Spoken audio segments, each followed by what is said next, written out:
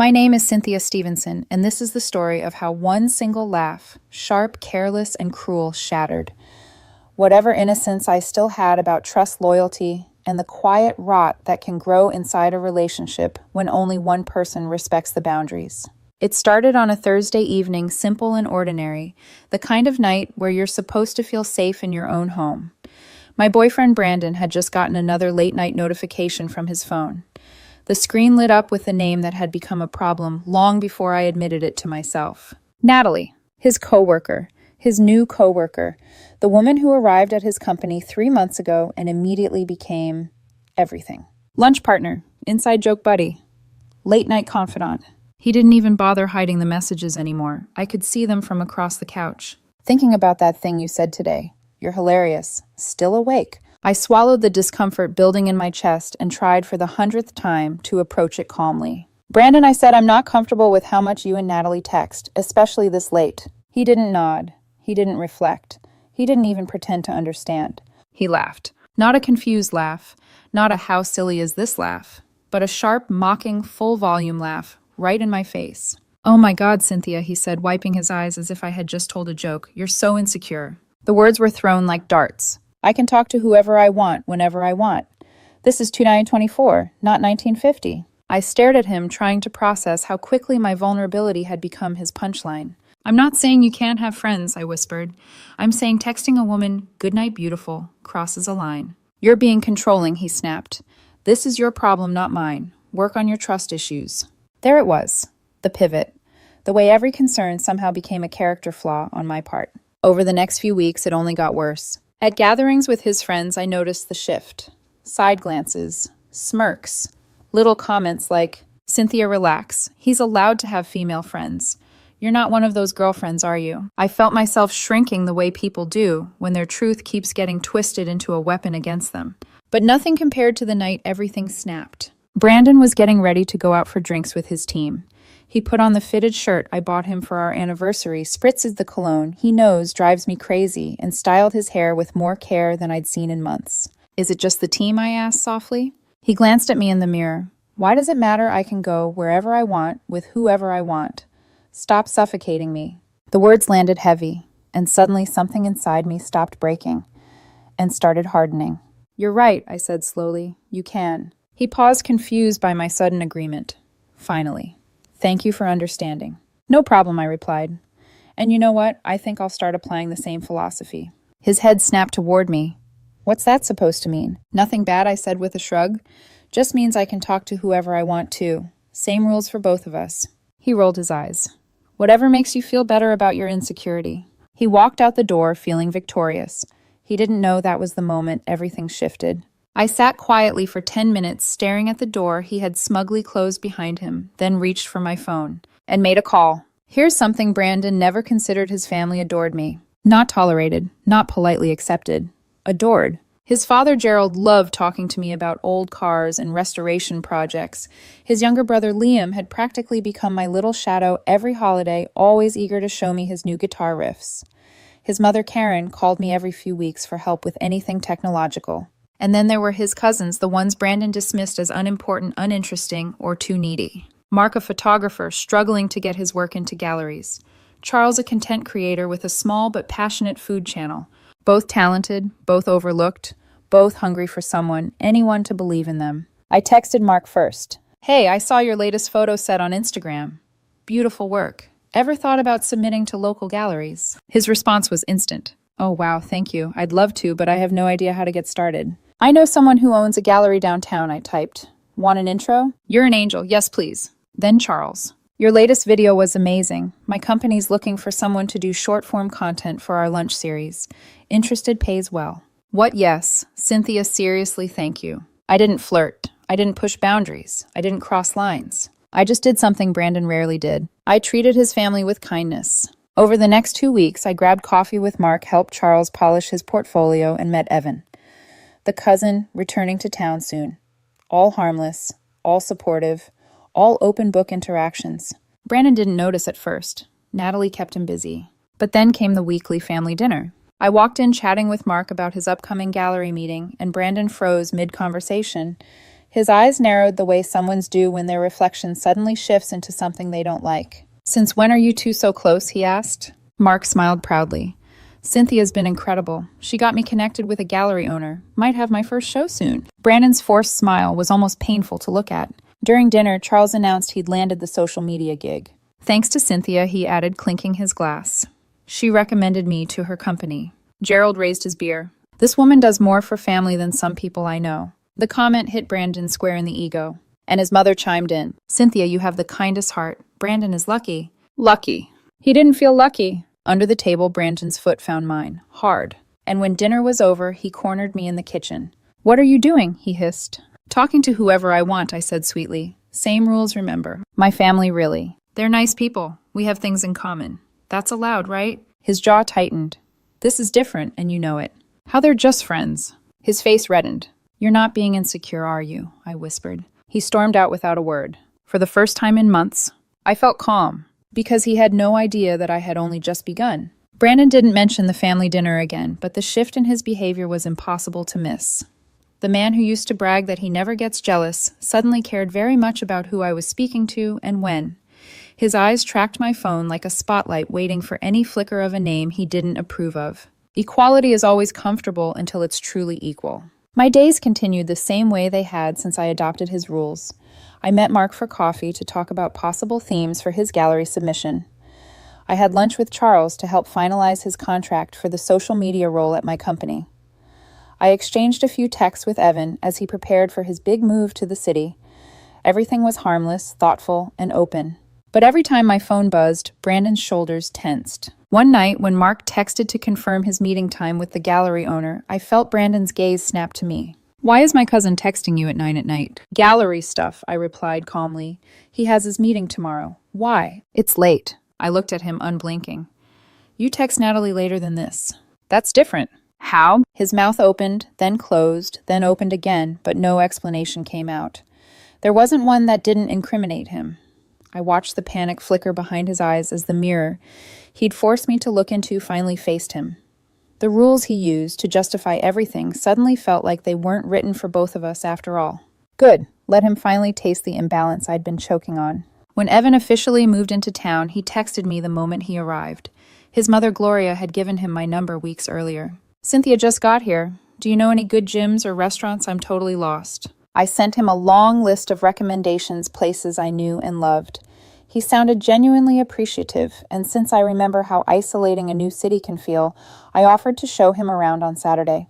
Harmless, human, kind. Unless you're Brandon. The moment I mentioned the plan, he looked like I'd slapped him. "You're going out with my cousin," he demanded. "He's new here," I said. "I'm showing him around town." "That's a date." "It's being helpful," I countered gently. "Like when you helped Natalie find an apartment. Remember you spent an entire Saturday with her." His face went pale.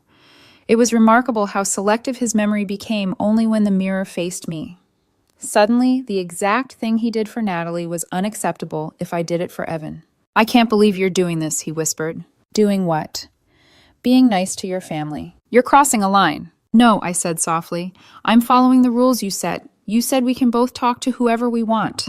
He stared at me as though seeing a version of me he'd never considered possible. Not obedient, not guilty, not shrinking. Just equal, and he hated it. Saturday arrived warm and bright. Evan and I wandered through the farmer's market, grabbed coffee at my favorite little shop, and I introduced him to some of my running club friends so he could meet people his age. We took a group photo and posted it with a simple caption, "Welcome to town, Evan." Nothing suggestive, nothing secretive, nothing like the late-night inside joke-filled posts Natalie used to tag Brandon in before deleting them. But Brandon called me 15 times that afternoon. 15. It was almost poetic. I used to stare at my phone, counting the hours, since Brandon had last messaged me when he was out with Natalie. Now he was the one spinning. When I came home, he was sitting rigid on the couch, every muscle tight. "Everyone's asking why my girlfriend is out with my cousin," he snapped. "It's embarrassing." "Why?" I asked. "We're just friends." "That's not the same. Unless—" I tilted my head. "Are you saying men and women can't be just friends?" He froze, trapped in his own double standard. If he said yes, he'd admit his behavior with Natalie was inappropriate. If he said no, he had no basis for complaint. For the first time, he felt the walls he built closing in on him instead of around me. "No," he muttered finally. "They can be friends." Good, I said softly. Then you have nothing to worry about. He looked like the ground had tilted under him. Later that night, while I showered, he broke another rule he used to lecture me about. He went through my phone. I knew the second I walked out and saw him sitting on the bed, holding it like a weapon that had misfired. There's nothing inappropriate, he said, almost confused. Correct. But you have a group chat with my cousins. Yes, we're planning Mark's gallery opening. They asked me for help. And the theme, his voice cracked. Supporting family, since Brandon won't. His cousins had chosen that subtitle. I hadn't objected. I didn't need to. He looked devastated not because he felt guilty, but because he felt exposed. For months he'd insisted that I was the problem, that my discomfort was irrational, that Natalie was just a friend. Now the people he'd neglected were praising me for doing everything he never bothered to do. It wasn't jealousy, it wasn't revenge, it was reflection, and he didn't like what he saw. You're trying to make me jealous, he whispered. Am I asked? Or are you just not used to being held to the same standard? His silence was admission. By the time Friday arrived, Mark's gallery opening had become the gravitational center of the entire family. I'd helped with everything: marketing setup, promotion, things Brandon could have done at any time but never cared enough to try. He showed up dressed like he wanted the night to be about him, but it wasn't. One by one his relatives approached me, thanking me, praising me, celebrating me. I watched his posture shrink with each compliment. And then, like both fate and irony conspiring at once, Natalie walked in. She went straight to Brandon, threw her arms around him, and laughed too loudly at whatever inside joke they shared. Even she seemed to sense too late that the room didn't see her as a harmless coworker.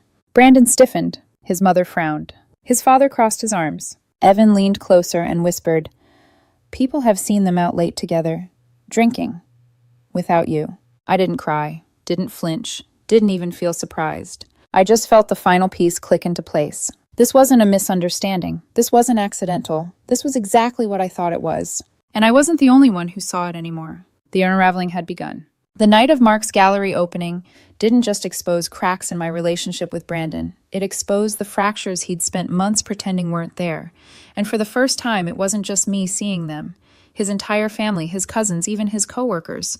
They all watched the illusion unravel in real time. Natalie lingered too close to him throughout the event, her hand brushing his arm every few minutes, her laughter aimed exclusively at him, her eyes shining in ways I recognized far too well.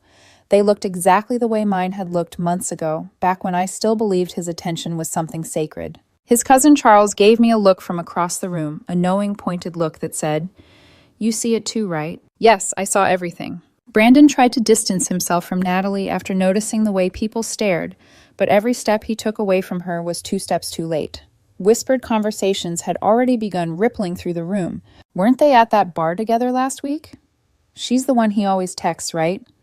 Didn't Cynthia come alone tonight? Every whisper was a thread being pulled from the fabric he'd carefully spun around us. During the event, Charles pulled me aside near the refreshment table. "You know Brandon's been telling everyone you're trying to make him jealous, right?" he murmured, keeping his voice low. I raised an eyebrow. "Let me guess. Poor Brandon, victim of the controlling girlfriend." He sighed. "Pretty much. But nobody's buying it, especially not after that stunt with Natalie." "What stunt?" Charles glanced around, then tilted his phone toward me.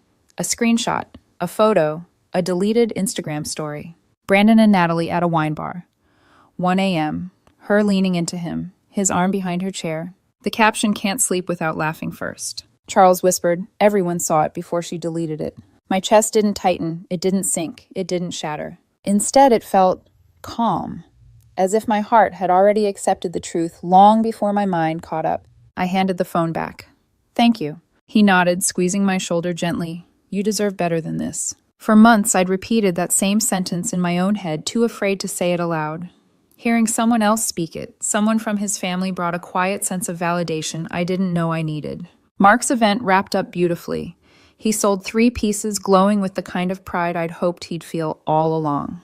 During his thank you speech, he looked straight at me. "I want to thank everyone who supported me," he said warmly, "especially my cousin's girlfriend, Cynthia, who believed in my work when I didn't even believe in myself." Every head turned toward me. Every smile felt genuine. Every compliment that followed felt like a subtle dig at Brandon. His mother chimed in afterward.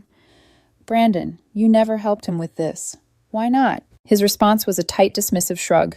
"I've been busy." His father chuckled bitterly. "Too busy for family, but not too busy for Natalie, I see." Brandon's face drained of color. Dad, it's not like that. His father raised an eyebrow. Late-night drinks don't sound like work meetings. Natalie, overhearing, tried to excuse herself, but the attention had already stuck to her like static.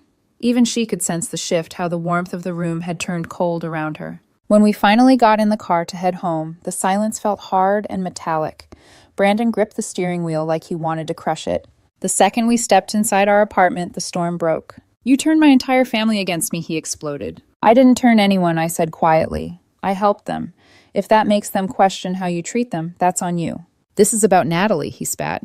You're being petty. No, I said steady and calm. This is about respect. You laughed when I set a boundary. You dismissed months of discomfort. You made me feel irrational for expecting basic trust. He shook his head. I told you she's just a friend. So are your cousins, I said. Funny how friendship is acceptable only when you're the one choosing who it's with. He opened his mouth, but the logic cut him off before he could force out another excuse. That night, he slept on the couch. Not because I sent him there, but because he knew he couldn't climb into bed beside me and pretend we were fine. The following week, tension wrapped around us like a taut wire. He hovered around me constantly, suddenly needing to know where I was going, who I was meeting, why I didn't text him immediately. Equality was suffocating him. On Wednesday morning, he casually mentioned a company dinner. You're coming, he said, flatly, like it was a command. I can't, I replied. I already have plans. With who? Amy's having a housewarming party, I said. I promised to help her set up. I'd forgotten to tell him I was still using his cousin's old group chat name out of habit. Her actual name now was Evan, to reflect the gender swap. But the friction worked just the same. Cancel it. Why? His eyes darted away. Just come with me. You can take Natalie, I said calmly. He froze. I can't take Natalie. Why not? I asked softly. She's just a friend. His jaw locked. A single muscle twitched under his eye. He went to the dinner alone. I went to Evan's housewarming with half his extended family. We posted pictures all night, selfies, group shots, a boomerang of us laughing over burnt cookies Evan tried to bake. Every notification made me imagine the vein in Brandon's forehead throbbing. By 2 a.m. he came home drunk, crying, collapsing onto the couch like his life was falling apart. Everyone asked where you were, he sobbed. I had to explain that you chose my cousin over me. And you choose Natalie over me regularly, I said softly. The difference is, I never pretended it was innocent. This is emotional abuse, he whispered. You're punishing me. By following the same rules you gave me, I asked. Explain how that's abuse. He couldn't, because he knew. On Thursday afternoon, the dam finally broke. His father called me. Cynthia, he said in a low, heavy voice, I need to tell you something. I saw Brandon and that Natalie woman at lunch today. They weren't acting like coworkers. My grip tightened around my phone. What do you mean? Holding hands across the table. She kissed his cheek when they left. There it was, the confirmation I had stopped needing but still deserved. I thanked him for telling me. By the time Brandon came home, I was already packing. What are you doing? He demanded. I'm leaving. Because of Evan, I knew it. No, I said. Because your father saw you holding hands with Natalie today. He went white. That's not he's lying. Your father doesn't lie, I said calmly. He broke. Tears, excuses, gaslighting, blame. You drove me to this, he screamed. With your games. No, I whispered. I simply showed you what your philosophy looks like when it's reflected back. He collapsed in a heap on the floor crying, begging, bargaining. I folded my final shirt, zipped my suitcase, walked out. And for the first time in months, I could breathe. I didn't leave dramatically. No slammed doors, no screaming, no final speeches meant to scar. I just packed my things quietly, the same way I had cried in that relationship, quietly, invisibly, politely. Brandon followed me from room to room, pleading, bargaining, unraveling. The man who had once told me I was too emotional was now sobbing so hard he could barely form sentences. You can't leave, he choked.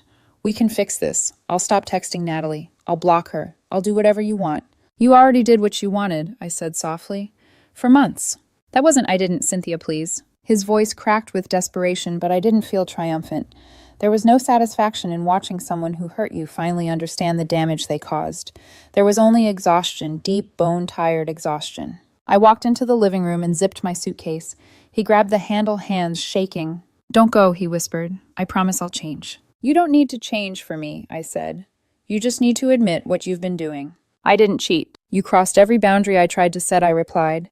And the moment I lived by your standards, you broke. He swallowed hard. You're choosing my family over me. No, I corrected. I'm choosing myself over you. He stumbled back like the words had struck him. I left before he could fall apart again. I stayed with a friend the first few nights. The silence in her guest room felt foreign at first, too quiet, too still. But with every passing hour, that silence began to feel like something I hadn't had in ages. Safety. Brandon, on the other hand, spiraled. The text began immediately. Cynthia, please, we can work through this.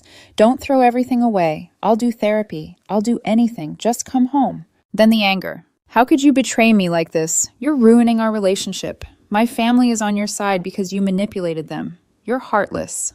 Then the desperation again. I can't sleep. I can't eat. I need you. Please answer. I'm begging you. I didn't respond to his single message. It wasn't cruelty. It was closure. A door had closed when he spent months insisting didn't exist. 3 days later, I got a call from Gerald, his father. I just wanted to check how you're doing, he said gently. I'm adjusting, I answered.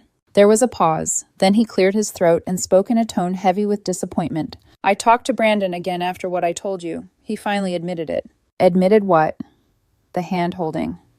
The cheek kiss. Gerald exhaled sharply. He admitted they've been closer than he let on, and that he told Natalie he was unhappy with you. My stomach twisted, not from heartbreak, but from the sting of confirmation. I'm sorry, Gerald said softly. You didn't deserve that. He hesitated, then added something unexpected. You're still welcome at family dinners, you know. This whole thing. It isn't your fault. The gratitude that welled in my chest caught me by surprise. Thank you, I whispered. Truly. You've been better to this family than Brandon ever was, he said. You always have a place with us. And for the first time, I realized something that shook me more than the break itself. Brandon wasn't my loss. He was my escape. A week after moving out, I finally returned to the apartment to get the last of my things. Mostly books, a few dishes, a coat. He always complained took up too much space in the closet. Brandon was waiting. He looked broken, dark circles under his eyes, hair, unwashed hands trembling. Can we talk, he asked. I think we already did, I said. I miss you, he whispered. I haven't stopped thinking about you. You miss control, I replied gently. Not me. That's not true. But the look on his face said otherwise. I packed the final box, a stack of cookbooks, a framed photo of my dog, an old blanket. Brandon stood in the doorway, blocking my exit. I can't lose you, he said. Please, you're everything to me. If that were true, I said quietly, you wouldn't have treated me the way you did. He opened his mouth, but emotion choked off the words. I stepped past him. He didn't try to stop me again. When I reached the hallway, he called out one last time. Cynthia, am I a bad person? I didn't turn around.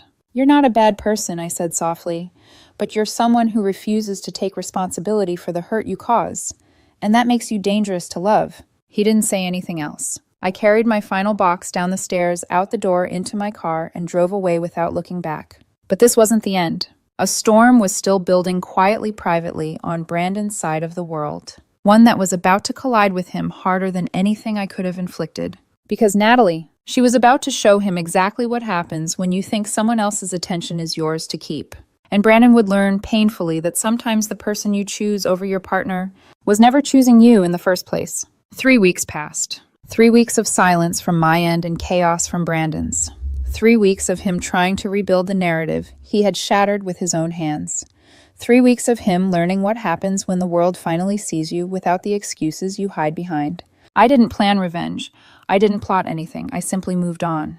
But the universe has a way of serving justice quietly, precisely, and without needing my involvement. It started when Brandon went online. He posted a long, dramatized paragraph on social media about escaping an emotionally manipulative partner who tried to isolate him from his support system.